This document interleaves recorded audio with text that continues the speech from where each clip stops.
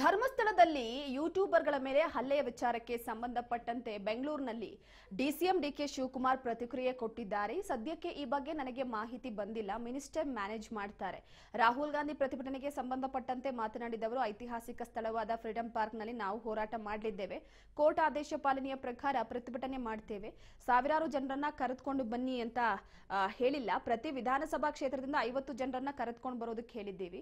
ಮತಗಳ್ಳತನದಲ್ಲಿ ಏನೇನು ಹೆಚ್ಚು ಕಮ್ಮಿ ಆಗಿದೆ ಅದರ ಬಗ್ಗೆ ಮಾತಾಡ್ತೀವಿ. ಮತದಾನದ ಹಕ್ಕನ್ನ ಕಾಪಾಡಿಕೊಳ್ಳೋದಕ್ಕೆ ಹೋರಾಟವನ್ನ ಮಾಡ್ತಾ ಇದ್ದೀವಿ. ದಾಖಲೆಗಳ ಬಿಡುಗಡೆ ಬಗ್ಗೆ ರಾಹುಲ್ ಗಾಂಧಿ ಏನ್ ಮಾಡ್ತಾರೆ ನೀವೇ ನೋಡಿ ಅಂತ ಡಿಕೆ ಶಿವಕುಮಾರ್ ಹೇಳಿದ್ರು.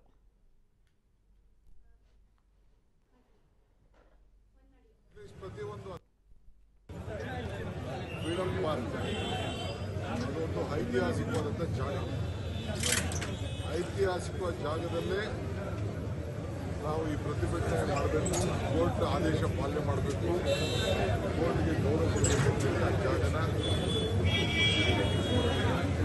ಹಿಂದೆಗಡೆ ಏನೋ ದೊಡ್ಡ ಜಾಗ ಇದೆ, ಆ ಜಾಗದಲ್ಲಿ ಏರ್ಪಾಟ್ ಮಾಡಿದ್ದೀವಿ.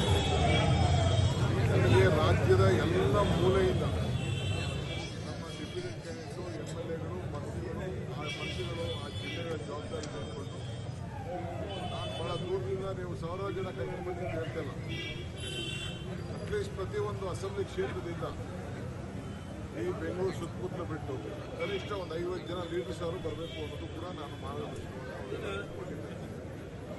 ನಾನು ಚೀಫ್ ಮಿನಿಸ್ಟರ್ ಅವರು ಮತ್ತು ನಮ್ಮ